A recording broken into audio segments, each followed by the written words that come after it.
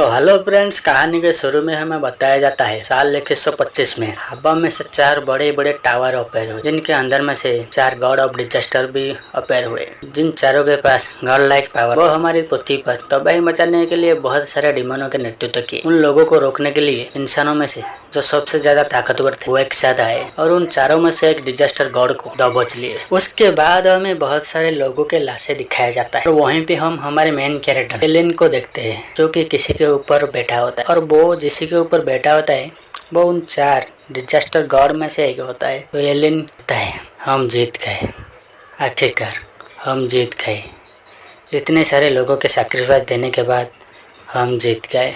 जब हमारा हीरो ये सब बोल रहा था तब उसे पीछे से कोई उसका नाम लेकर उसके ऊपर अटैक कर देता है। तो हमारे हीरो पीछे पलट कर उसके अटैक को ब्लॉक करता है और उस लड़की से कहता है, Ming Ming Ming Ming Ming, किसी के ऊपर पीछे से अटैक करना। वही भी उसके चेहरे पे ये तो एक बैड हैबिट है ना। तो वो लड़की ब्लश करते हुए अपने आप को हमारे हीरो से छुड़ाती है और उससे कहती है, मैंने तुम्हें कितनी बार कहा है कि इसे सामने से अटैक मत किया करो, वो भी अकेले। क्या तुम भूल गए हो तुम्हारी क्लास क्या है? हमारी क्लास असैसिन टाइप है, ना कि वॉरियर टाइप। और एक बात, मैंने तुम्हें कितनी बार बोला है, मेरा नाम मिंग नहीं मोली है। तो मोली की इतनी सारी प्यारे भरे बातें सुनने के बाद हमारा हीरो उठता है और उससे कहता है, अच्छा ठीक है, मुझे पता है कि तुम्हें मेरी फिक्र है, तो तुम इसलिए मुझसे ऐसे बात कर रहे हो। मोली अपना हीरो से कहता है, तुम्हारे फिक्र किसको है? मैं तो बस इसीलिए परेशान हो गया था कि अगर तुम्हें कुछ हो गया तो मैं यहाँ पर गाड़ने में बहुत दिक्कत होगी। उसके बाद मोली हमारे हीरो के पास आ जाती है और अपने पॉकेट से अपना रुमाल निकालकर हमारे हीरो के फेस को साफ करते हुए कहती है, हमारे दूसरे साथी यहाँ पर जल्दी ही पहुँच जाएंगे। हाँ, तुम अपना ख्याल रखा करो, क्योंकि तुम अब कोई साधारण इंसान नहीं रहे, तुम अब हम सबके हीरो बन गए हो, वो जो उन 4 डिजास्टर गॉड में से एक को डिफीट किए हो, समझे? तो दोस्तों, हमारे हीरो हीरोइन एक दूसरे से छुपे कर बातें कर ही रहे थे कि तभी कोई मोली के पीछे से एक तलवार को लेकर उसके ऊपर अटैक कर देती है, जो कि मोली के पीठ से होकर हमारे एलियन के पेट को चीरते उसके पीठ की तरफ से निकल जाता है। एलियन को कुछ भी समझ में नहीं आया, आखिर कौन उन लोगों के ऊपर अटैक कर दिया, क्योंकि उसने तो हर एक डिमन को चुन चुन के मारा था। आखिर ऐसा कौन उनका दुश्मन निकला जो इस वक्त उनके ऊपर पीछे से अटैक कर दिया? ऐसा सोचते हुए जब एलियन उस आदमी को देखता है तो वो चौंक पड़ता है, क्योंकि वो उनका कोई दुश्मन नहीं, उन्हीं की टीम का एक साथी था, उन्हीं का एक दोस्त था। उसे देखकर हमारे एलियन उससे बस एक ही सवाल पूछता है, वाई, आखिर क्यों तुमने हमारे ऊपर अटैक किया, वो भी पीछे से? क्या तुम हमारे साथी नहीं थे? क्या तुम हमारे दोस्त नहीं थे? जिसके बाद हमें उस बंदे को दिखाया जाता है जिसका नाम जाओ यांग होता है। तो झाओ यांग एलियन की बात सुनने के बाद हंसते हुए उनके अंदर से तलवार को पूरी फोर्स के साथ बाहर निकालता है, जिसकी वजह से एलिन और मोली दोनों नीचे गिर जाते हैं। उसके बाद वो एलिन से कहता है, तुम्हारा साथी? अब खुश, मैं तुम्हारा ही साथी हूँ। अगर पहले मैं तुम्हारा साथी नहीं बनता तो फिर तुम्हें धोखा कैसे देता? हाँ, तुम ये जानना चाहते हो ना कि आखिर मैंने तुम्हें धोखा क्यों दिया? एक ही वजह से मैंने तुम्हें धोखा दिया, क्योंकि तुमने वो चीज़ ले ली जो मुझे चाहिए था। क्या तुम्हें पता है मुझे क्या चाहिए था? मैं चाहता था मैं वो हीरो बनूं जो उन 4 डिजास्टर गॉड में से एक को मारे, सारी दुनिया मेरी रिस्पेक्ट करे, मुझे पूजा करे, मुझे वो इज्जत दे जो एक हीरो को मिलता है। लेकिन तुमने उस चीज को मुझसे छीन लिया। लेकिन कोई बात नहीं मेरे दोस्त, आज मैं तुम्हें यहाँ पर मारने के बाद इस सारी दुनिया को वो बताऊंगा जो मैं चाहता हूँ, तुम बस आराम से मर जाओ। तो उसके बाद सुनकर हमारा हीरो उससे कहता है, तुमने मोली को मारा है, मैं तुम्हें नहीं छोड़ूंगा। उसके बाद जाओ यांग हमारे हीरो को पूरा अटैक करके उनको मार देता है। उसके बाद एलियन की अचानक से आँख खुल जाती है। वो जैसे ही अपना आँख खोलता है तो अपने चारों ओर देखकर वो चौंक जाता है, क्योंकि वो उस लड़ाई के मैदान में नहीं था, वो अपने क्लासरूम में था। वो क्लासरूम जो उस समय से 4 साल पहले का था, वो 2125 में से डायरेक्ट 2121 में पहुंच गया था। एलियन ये देखकर सोच रहा था कि मैं 4 साल पीछे कैसे आ गया। तभी एलियन को उसके टीचर बुलाते हैं और उसे कहते हैं, एलियन, आखिर तुम्हें क्या हुआ? तुम ऐसे क्लास के बीच में खड़े होकर चिल्ला क्यों रहे हो? क्या तुम्हें मेरी क्लास पसंद नहीं है? और पसंद नहीं है तो बाहर चला जाओ, यहाँ खड़े होकर मेरी क्लास को डिस्टर्ब क्यों कर रहे हो? और इसके बाद हमें क्लास टीचर के बारे में बताया जाता है, जिनका नाम वांग फेई, और उनकी उम्र 40 साल और वो सिंगल होते हैं। और हाँ, वो हाथ से हथियार फेंक कर मारने में एक्सपर्ट होते हैं, जिनकी हिट रेट 95% होती है।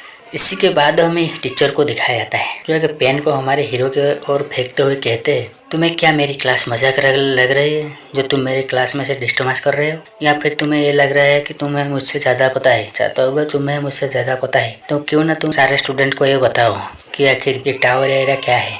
टीचर ने जो पेन हमारे हीरो की ओर फेंका होता है, हमारा हीरो ऐसे बड़े आराम से एक हाथ से पकड़ लेता है, जिसे देखकर सारे क्लास के बच्चे हक्के बक्के हो जाते हैं, क्योंकि टीचर की जो थ्रोइंग स्किल है उसके बारे में सब बच्चे जानते थे। उनका अटैक आज तो कोई भी उन्हें आसानी से ब्लॉक नहीं कर पाया, लेकिन एलिन ने सिर्फ एक हाथ से उनके अटैक को रोक लिया। ये देखकर सारे बच्चे एलिन को घूरने लगते हैं।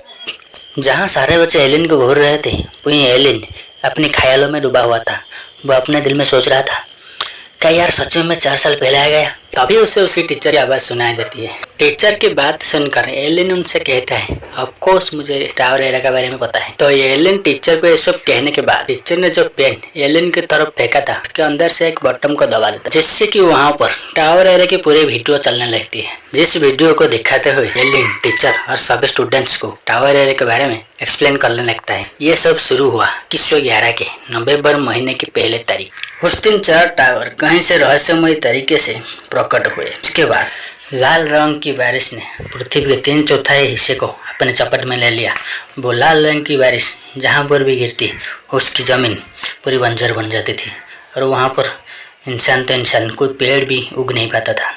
और ठीक उसी समय पृथ्वी की परिक्रमा कर रहे सारे उपग्रह और मानव निर्मित लाइट्स सब धरती पर गिरने लगे, जो कि मानव सभ्यता को बहुत हानि पहुंचाए। उसके बाद बचे कुछ इंसान अपनी सभ्यता को बचाने के लिए एक साथ फिर से अपनी सभ्यता को खड़ा किया, और उस आपदा का नाम टावर एरिया रखा गया। ये बात को सुनकर एलिन के टीचर ताली मारते हुए एलिन से कहते हैं, वह तुमने बहुत अच्छे समझाया, लेकिन मैंने तुमसे सिर्फ कहा था कि क्वेश्चन की आंसर दो, तो फिर तुमने मेरी तैयार किया हुआ वीडियो को कैसे चलाया, किसकी परमिशन से चलाया? जाओ क्लास बाहर जाकर खड़े हो जाओ। उसके बाद हमारा हीरो क्लास से बाहर आ जाता है और सोच रहा होता है कि इन 4 सालों में और एक बहुत बड़ा एपोकलिप्स आने वाली, जिसमें वो 4 क्लाइमेटिस्ट अपने असीम और अलग अलग एबिलिटी से पूरे धरती पर तबाही मचाएं। यहाँ पर हमें उन 4 क्लाइमेटिस्ट की फोटो और उनके नाम के बारे में बताया जाता है। जिनमें से पहला का नाम होता है क्लाइमेटिस्ट ऑफ कन्फ्यूज, सेकंड का नाम क्लाइमेटिस्ट ऑफ हेमिना, और तीसरे का नाम क्लाइमेट ऑफ वायर, और चौथे का नाम क्लाइमेट ऑफ डेथ। इन क्लाइमेटिस्ट को अगर कोई रोक सकता था तो वो थे अपोस्टल। अपोस्टल उन लोगों को बोला जाता है जिन लोगों को टावर के द्वारा चुना गया होता है। वो टावर के द्वारा दिए गए मिशन को कंप्लीट करके पावर ऑब्टेन करते हैं। वो जितने ज्यादा मिशन को कंप्लीट करते हैं उनका पावर उतना ही ज्यादा बढ़ता जाता है। तो मैं समझ लो जैसे कि गेम्स में डंजन्स को क्लियर करके पावर ऑब्टेन करते हैं, ये बिल्कुल ऐसा ही है। ये जिनको अपोस्टल कहा जाता है वो एक आम इंसान से बहुत ज्यादा पावरफुल होते हैं, लेकिन जब वो 4 क्लाइमेटिस्ट आए और चारों ओर तबाही मचाने लगे तो ये अपोस्टल्स उनके पावर के सामने झुक गए, उनके सामने सरेंडर करते हैं। हमारा हीरो ये सब सोच रहा था कि कभी उसे कोई लिटिल लिन कहकर बुलाता है। वो जब उसकी तरफ देखता है तो वो जाओ यांग होता है। इसे देखकर हमारे हीरो को उसके फ्यूचर याद आता कि कैसे जाओ यांग ने मौली और हमारे हीरो को धोखे से मारा, लेकिन तब भी जाओ यांग हमारा हीरो एलिन एक किताब से मारते हुए कहते हैं, छोटे ले आखिर तुम क्या सोच रहे हो? ये सोचना छोड़ो और ये पकड़ो, ये मेरी हिस्ट्री का होमवर्क है, मुझे कल तक चाहिए। वैसे भी हम तो दोस्त हैं ना, हमें एक दूसरे की मदद करनी चाहिए। जाओ यांग के अपने सामने देख एलिन ने अपने मन में सोच रहा था, ये कीड़ा फिर से आ गया। इसे देख मेरा दिल कर रहा है कि मैं इसे यहीं पर मसाल। फिर हमें रात का सीन दिखाया जाता है जहाँ पर बारिश के साथ साथ बिजली भी गिर रही थी। तो हम जाओ यांग को कहीं पर जाते हुए देखते हैं, तो हम देखते हैं कि उसके पीछे हमारा लेन जा रहा था। लेन एक क्रिपी सा स्माइल देते हुए कहता, जाओ मैं वादा करता तुम काल का सूरज नहीं देख पा